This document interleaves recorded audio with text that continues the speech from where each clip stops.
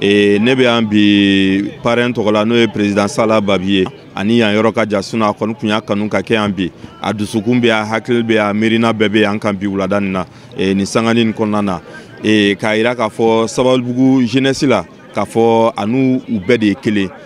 k'a jira k'a fɔ foyi tɛ denmisɛnninw ka keleya bɔ bɛn ni keleya okumu kɔnɔna na vraiment ale bɛ faga Sabalibugu jeunes kan ka se ka nin ɲɔgɔnna caya sigida kɔnɔ parce que bibi na Mali mago bɛ nin de la denmisɛnninw ka ɲɛtaga bɛ nin de kɔnɔ a bɛ denmisɛnninw yɔrɔ ma janya fɛn kuntan caman na min an t'o laɲini denmisɛnninw yɔrɔ la tant que denmisɛnninw u bɛ nin na a b'u bɔ ko caman kɔnɔ u ye wagati minnu kɛ yan u bɛ farikolola baara min kɛ yan nɔ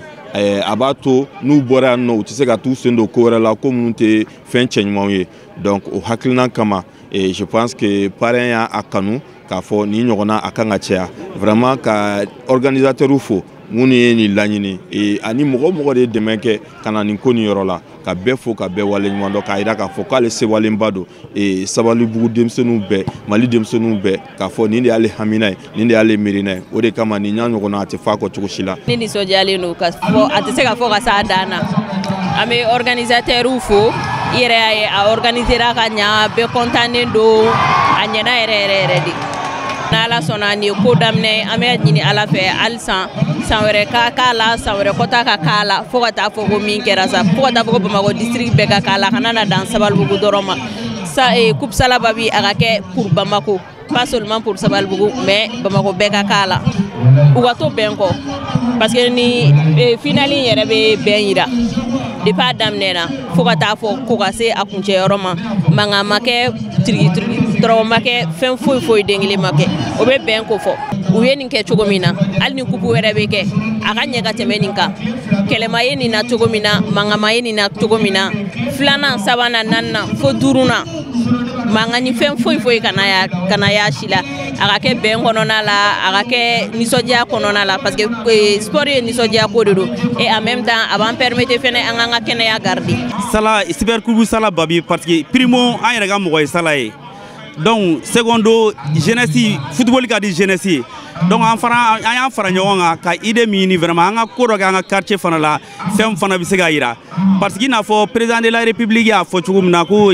année ye année de la culture donc n'i ko ko année de la culture fɛn caman ba de b'a kɔnɔna la j'espère que football fait partie donc an fana segu n'an damayira de kɛra football ye k'o organiser donc pour le développement du quartier et puis pour le développement du pays aussi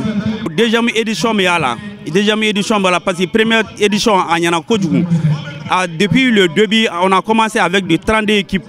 Donc 32 équipes, chaque match, on a autorité au Fana Foku, Bargada, chaque match au match, on a commissaire Biano, Barga Camara, donc on a autorité Fladama, chaque match, on a terrain sécurisé, on a damina, kelema boala, tranquillité qu'on a, kelema boala, foufoui ma boala. Non, en Tchessiri, parce que j'ai ramené la camini, première militi,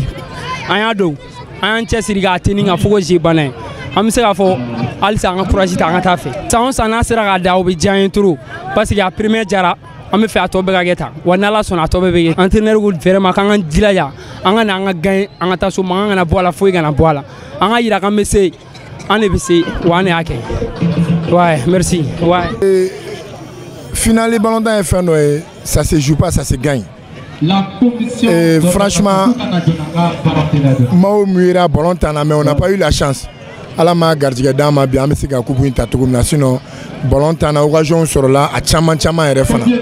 Franchement ne b'u fo k'u waleɲuman dɔn mɔgɔ min bɛ nin